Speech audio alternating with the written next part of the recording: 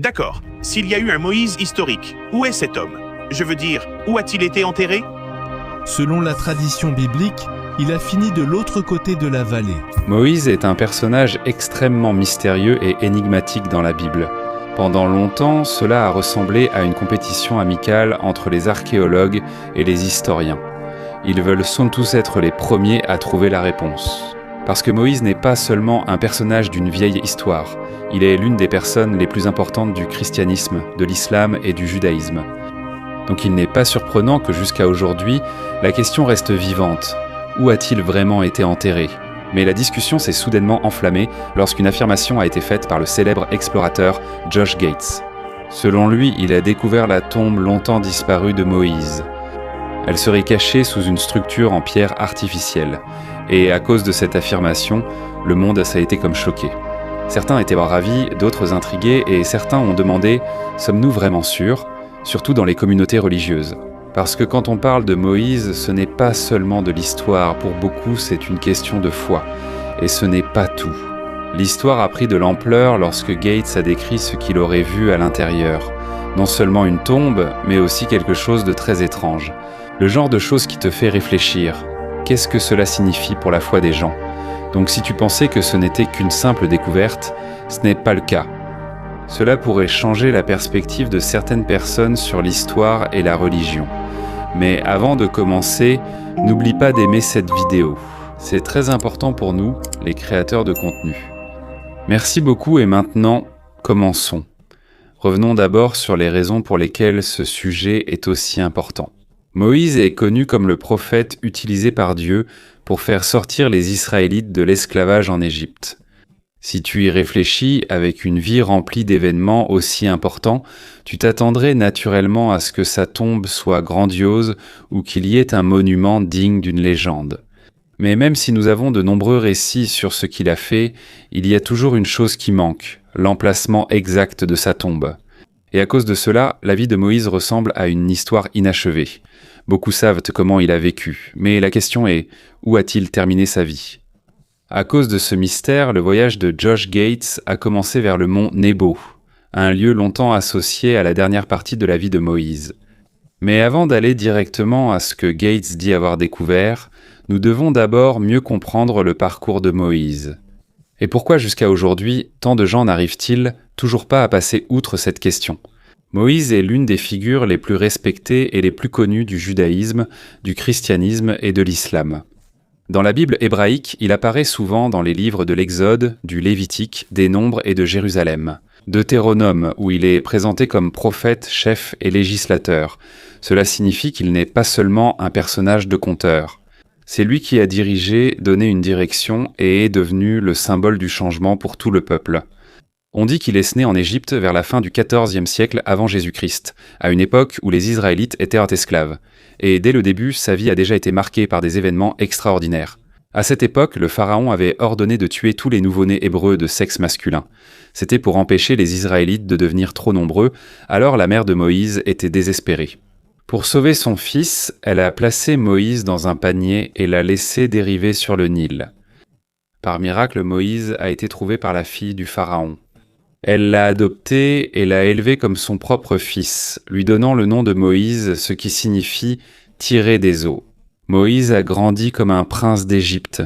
Il a profité de tous les privilèges de la royauté. Une bonne éducation, une vie luxueuse et une haute position dans la société. Mais malgré cette vie, il n'a jamais oublié ses origines en tant qu'Hébreu. Lorsqu'il a atteint l'âge de 40 ans, un événement a complètement changé la direction de sa vie. Il a été témoin d'un surveillant égyptien battant sans pitié un esclave hébreu. Sous le coup de l'émotion, Moïse est intervenu, il a tué l'Égyptien et a caché le corps. Lorsque le pharaon l'a appris, Moïse est immédiatement devenu la cible de la peine de mort. Il n'a eu d'autre choix que de fuir l'Égypte. Il est arrivé dans le pays de Madian, où il a rencontré un prêtre nommé Jéthro. Là, sa vie a complètement changé. Il a épousé la fille de Jéthro, Séphora, et a vécu comme un simple berger. Pendant 4 décennies, Moïse a pris soin des moutons de Jéthro. Sa vie était paisible, loin du palais. Mais son histoire n'était pas encore terminée. Un jour, alors qu'il faisait paître ses troupeaux sur le mont Horeb, également connu sous le nom de mont Sinaï, il a vécu un événement extraordinaire. Il a vu un buisson en feu qui ne se consumait pas. C'est de ce buisson ardent que Dieu a parlé. Moïse a reçu l'ordre de retourner en Égypte et de sauver les Israélites de l'esclavage cruel. Et pour prouver que sa mission venait de Dieu, il a reçu des capacités extraordinaires, des signes et des pouvoirs que l'homme ne pouvait pas expliquer. Moïse est retourné en Égypte avec son frère Aaron, qui servait de porte-parole.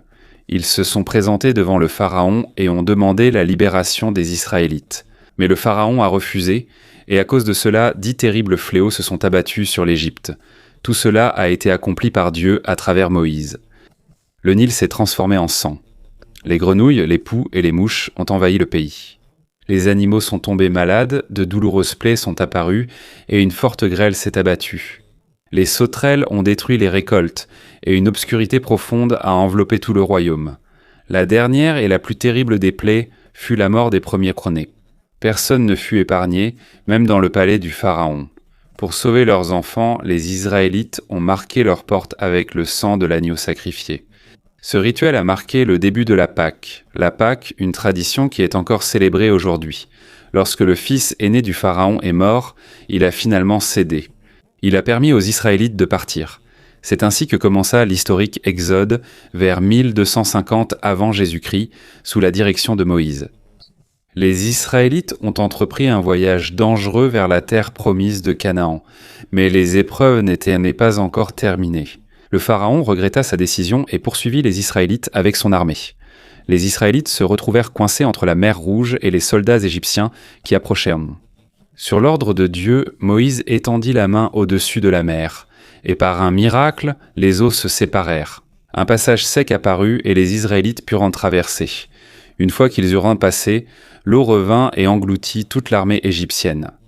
Après cela, les Israélites arrivèrent au mont Sinaï. Là, Moïse reçut de Dieu les 10 commandements, des lois gravées sur des tablettes de pierre. Cela inclut le respect des parents ainsi que l'interdiction de tuer, de voler et de mentir. Les 10 commandements sont devenus le fondement de la loi et de la moralité des Juifs et ont influencé la conscience d'innombrables générations. Mais le voyage dans le désert ne s'est pas terminé tout de suite. En raison de la désobéissance répétée et du manque de foi des Israélites, leur voyage a duré 40 ans. Durant cette période, ils ont été pris en charge. Chaque jour, de la manne tombait du ciel comme nourriture. Quand ils avaient soif, Moïse frappait un rocher et de l'eau en jaillissait. Moïse est devenu leur chef, leur médiateur et leur enseignant. Il réglait les conflits et enseignait les lois de Dieu. Il a érigé le tabernacle, une tente sacrée où le peuple pouvait rencontrer Dieu. Mais même si Moïse a joué un rôle très important dans l'histoire d'Israël, sa vie touche à sa fin. Puis, dans un mystère, Dieu lui montra la terre promise depuis le sommet du mont Nebo. Mais il ne fut pas autorisé à y entrer. Et jusqu'à aujourd'hui, le lieu de repos final de l'un des plus grands prophètes de l'histoire reste un mystère. Moïse est décédé dans le pays de Moab et jusqu'à aujourd'hui, l'emplacement exact de sa tombe reste un secret. Ce mystère a longtemps captivé l'esprit des chercheurs, des théologiens et des aventuriers pendant de nombreux siècles. Cela ajoute une couche supplémentaire de mystère à la vie d'un homme extraordinaire. À l'époque moderne, l'intérêt pour la recherche de la tombe de Moïse a ressurgi. L'un de ceux qui ont été profondément fascinés par ce mystère est Josh Gates, un explorateur chevronné et une personnalité télévisuelle bien connue. Il a dirigé une expédition vers le mont Nebo, le lieu traditionnellement associé aux derniers jours de Moïse. Le mont Nebo se trouve dans l'actuelle Jordanie. Depuis son sommet, on peut admirer un vaste panorama des environs, une vue qui correspond au récit biblique selon lequel Moïse a aperçu la terre promise depuis cet endroit.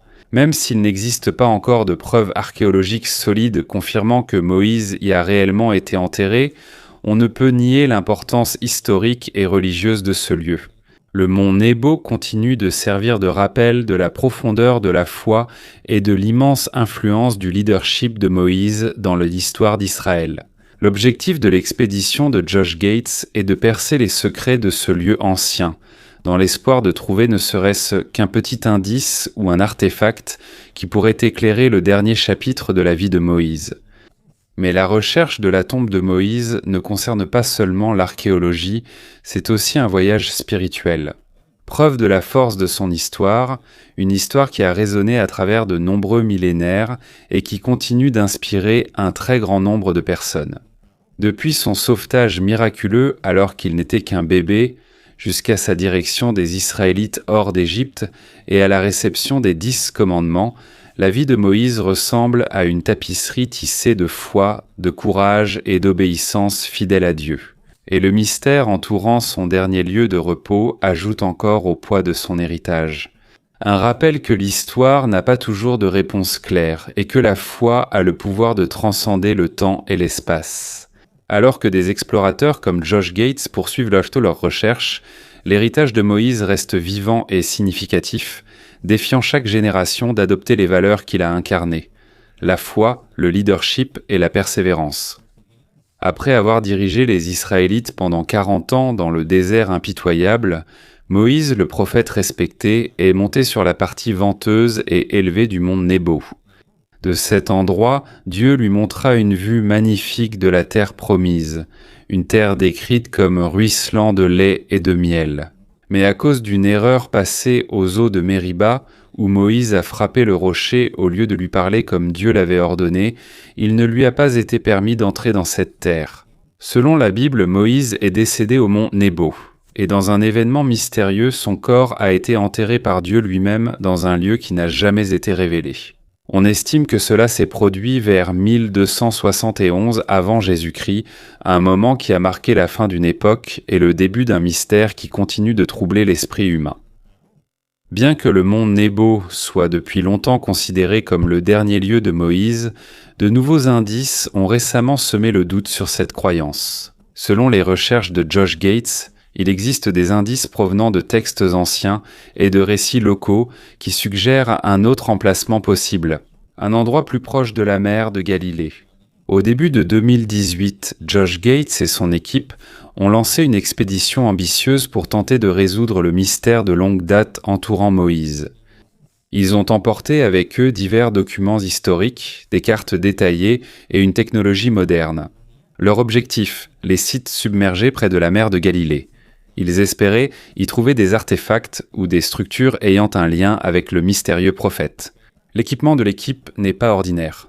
Ils ont utilisé des images satellites, des logiciels de cartographie, un radar à pénétration de sol, des drones et une technologie de numérisation 3D.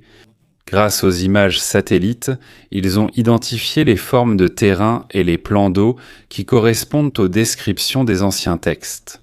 Le logiciel de cartographie a permis de créer des cartes sous-marines précises. Le radar à pénétration de sol est l'un de leurs outils les plus importants. Comme il peut observer sous le fond du lac sans perturber l'endroit, il est devenu possible de rechercher des chambres ou des structures cachées sans endommager le site archéologique potentiel. Jusqu'à présent, il n'y a toujours aucune preuve certaine que la tombe de Moïse ait été trouvée. Mais à chaque expédition, de nouvelles informations et de nouvelles possibilités apparaissent. Le travail minutieux et soigneux de l'équipe continue de donner de l'élan à la recherche de l'une des énigmes les plus fascinantes de l'histoire. Une quête qui combine mystère ancien et technologie moderne. En octobre 2018, l'équipe est revenue une fois de plus. Cette fois-ci directement sous l'eau de la mer de Galilée. Ils ont utilisé un sonar latéral avancé et un sonar multifaisceau pour cartographier en détail le fond du lac et rechercher toute anomalie. Et c'est là que leur persévérance a porté ses fruits. Ils ont découvert un monument circulaire en pierre submergée, un dolmen construit à partir de grands blocs de basalte. Cette structure est impressionnante par sa taille. Elle mesure environ 70 mètres de diamètre et 10 mètres de haut. Comme les dolmens sont souvent associés à d'anciennes pratiques funéraires, cela a immédiatement suscité l'enthousiasme de toute l'équipe. Il se pourrait que cela ait un lien avec Moïse, ou bien que cela détienne un indice important concernant son dernier lieu de repos. Ils ont commencé à examiner le dolmen avec précaution. Peu à peu, ils ont retiré l'épaisse boue et les dépôts accumulés au fil de nombreux millénaires. Ce processus a duré plusieurs semaines et a nécessité une extrême prudence afin de ne pas endommager les pierres anciennes. Au fur et à mesure que l'examen avançait, divers artefacts sont progressivement apparus sous l'eau, des fragments de poterie et des outils anciens. Ceux-ci sont une preuve évidente que le site est très ancien. Certains de ces artefacts ont été soumis à une datation au carbone, et il s'est avéré que certains remontent à environ 3200 ans, une époque qui correspond à la période estimée de la vie de Moïse. Le mystère s'est encore approfondi. Cependant, l'opération n'a pas été facile. L'eau trouble rend la visibilité difficile. Il y a de forts courants. De plus, la profondeur de l'endroit s'ajoute au défi. Tout cela a constitué un sérieux défi. Pour mieux comprendre l'importance du dolmen, ils ont consulté des experts renommés en histoire ancienne et en archéologie. Ils ont étudié en détail les pots et les outils récupérés. Ils ont examiné le style, la fabrication et les matériaux afin de déterminer l'âge et l'origine. En même temps, ils ont également revisité les anciens textes et les légendes locales. Certaines histoires font référence à des villes ou des structures englouties dans la région. Mais malgré ces légendes, il n'y a aucune mention directe de Moïse ou du dolmen lui-même.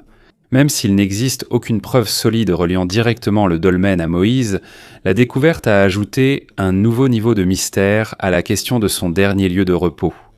Au début de 2019, Josh Gates et son équipe ont terminé une cartographie approfondie de toute la structure. Ils ont recueilli une quantité énorme de données. Des mesures exactes, des photos claires, jusqu'à des modèles 3D détaillés. Même s'il n'y a toujours pas de réponse définitive quant à savoir s'il s'agit vraiment de la tombe de Moïse, une chose est claire. Leur travail a ouvert une nouvelle direction dans la recherche continue. Ce qu'ils ont accompli a servi de base solide sur laquelle les futurs explorateurs et chercheurs pourront s'appuyer. Il est aussi notable que le mystère du dernier repos de Moïse ne concerne pas uniquement le christianisme. Différentes religions ont chacune leurs propres croyances et traditions concernant l'endroit où il aurait pu être enterré. C'est pourquoi la recherche reste vivante et passionnante, un mystère qui continue de relier la foi, l'histoire et la culture. Dans la tradition islamique, il existe un lieu appelé Nabi Moussa, situé dans le désert de Judée, près de la mer Morte. Pour de nombreux musulmans, c'est considéré comme la tombe de Moïse, connue sous le nom de Moussa en arabe. En islam, Moussa est l'un des prophètes les plus importants. Il est souvent mentionné dans le Coran et il est au centre de nombreux enseignements sur la foi, la persévérance et la guidance de Dieu. Son histoire continue d'apporter force et inspiration aux musulmans du monde entier. An-Nabi Moussa possède une longue histoire en tant que lieu de pèlerinage et de dévotion. Son association avec Moïse remonte à la période islamique médiévale. Lorsque le sultan Baybars, un célèbre souverain mamelouk, fit construire un sanctuaire et une mosquée en l'honneur du prophète. L'une des traditions les plus importantes à An-Nabi Moussa est le pèlerinage annuel appelé le Festival de Nabi Moussa. Cette ancienne célébration coïncide avec la commémoration de Laylat al-Miraj, la nuit du voyage et de l'ascension au ciel du prophète Mohammed. Des milliers de musulmans venant de différents endroits se rassemblent pour participer aux cérémonies religieuses, aux prières et aux festivités. Le pèlerinage commence à Jérusalem et se termine à Nabi Moussa, où les pèlerins rendent hommage et demandent des bénédictions. Le complexe de Nabi Moussa est un exemple clair de l'architecture islamique et du patrimoine culturel. Il se compose de différents bâtiments, y compris une mosquée, un sanctuaire et des logements pour les pèlerins. Le design des structures reflète le style de la période médiévale avec des décorations complexes et détaillées. La mosquée sert de centre de culte tandis que le sanctuaire, que l'on croit être l'emplacement de la tombe de Moïse, est la partie la plus sacrée du lieu. Au fil des siècles, il a été agrandi et restauré à plusieurs reprises par différentes autorités islamiques afin de préserver son état pour les générations futures. Le soin continu apporté à Nabi Moussa montre la profondeur de l'attachement des musulmans à ce lieu en tant que symbole de foi, d'histoire et de culture. C'est un espace sacré où l'on peut méditer, prier et célébrer l'héritage commun. Mais Nabi Moussa n'est qu'un des nombreux endroits considérés comme le dernier lieu de repos de Moïse, et ici notre voyage ne s'arrête pas encore. On croit traditionnellement que le Djebel Haroun est l'endroit où Aaron, le frère de Moïse, a été enterré. Mais au fil du temps, il existe aussi des croyances et des récits qui relient cette montagne à Moïse lui-même. Selon les récits bibliques, c'est ici qu'Aaron est décédé et a été enterré, et on considère souvent que le mont Aaron et le Jebel Haroun ne font qu'un seul et même endroit. Bien que la Bible ne dise pas explicitement que Moïse a été enterré ici, certaines interprétations et traditions suggèrent qu'il pourrait y avoir un lien plus profond entre cette montagne et ses derniers jours. Pour cette raison, le Jebel Haroun revêt une très grande importance dans le judaïsme, le christianisme et l'islam. C'est un lieu de pèlerinage et de méditation silencieuse pour les croyants de différentes religions. L'étude du Jebel Haroun et de son lien possible avec Moïse ne se concentre pas sur un seul aspect. Elle combine les récits bibliques, les traditions religieuses, les découvertes archéologiques et le rôle de la montagne dans différentes confessions. Et même si la tombe exacte de Moïse reste un mystère, la recherche continue en raison du profond respect et de l'admiration pour son héritage. Dans l'Ancien Testament, en particulier dans le livre des Nombres, le voyage de Moïse et Aaron dans le désert est clairement décrit. Après avoir quitté l'Égypte, les Israélites ont voyagé pendant 40 ans. Pendant cette période, Moïse a reçu les 10 commandements et d'autres lois de Dieu sur le mont Sinaï. Alors qu'ils s'approchaient de la terre de Canaan, la terre promise, un événement important s'est produit près du mont Aaron. Selon le récit du chapitre 20 du livre des Nombres, Dieu a ordonné à Moïse et à Aaron de rassembler tout Israël. C'est là que Dieu a annoncé qu'Aaron allait mourir à cause d'une désobéissance passée à son ordre. Avec Moïse et le fils d'Aaron, Éléazar, Aaron est monté sur la montagne. C'est là qu'il est décédé. Moïse et Éléazar sont descendus sans Aaron. Ce moment a marqué la fin du leadership d'Aaron en tant que grand prêtre et chef de la tribu de Lévi. Le lieu de la mort d'Aaron a longtemps été associé au Jebel Haroun, une croyance maintenue et renforcée par les traditions juives, chrétiennes et islamiques pendant de nombreux siècles. Pour les érudits et rabbins juifs, il est clair que le dernier lieu de repos d'Aaron se trouve au Jebel Haroun. Ce récit est soutenu par le récit biblique où Moïse lui-même accompagne Aaron et assiste à sa mort. C'est aussi la croyance des premiers pèlerins et érudits chrétiens. D'après les récits bibliques, ils ont également reconnu le Jebel Haroun, comme le mont Aaron, un lieu important lié à l'histoire de Moïse et Aaron. Cette croyance a continué d'être transmise pendant de nombreux siècles à travers les enseignements et les écrits chrétiens. Dans l'islam, le Jebel Haroun est également hautement respecté. Les musulmans croient qu'Aaron y a été enterré. Il est connu sous le nom de Haroun en arabe.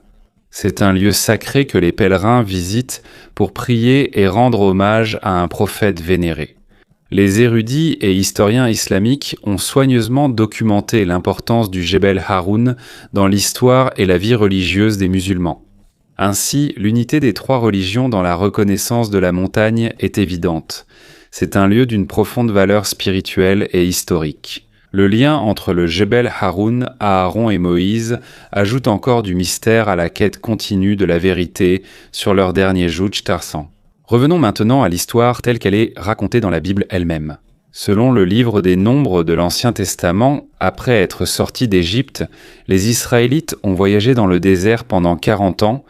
Pendant cette période, Dieu a continué de guider Moïse en tant que chef, médiateur et enseignant de ses lois.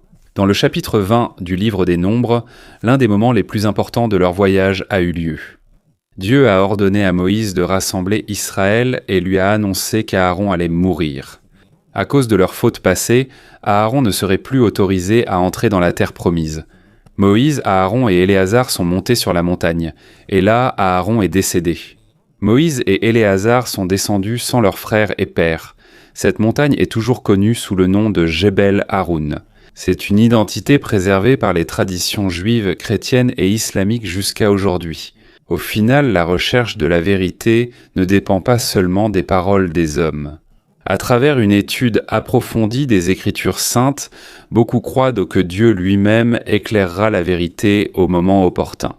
Alors que le voyage de la foi continue, l'histoire de Moïse et Aaron reste vivante. Non seulement comme une histoire, mais aussi comme un rappel d'obéissance, de foi et de confiance en Dieu même au milieu du mystère.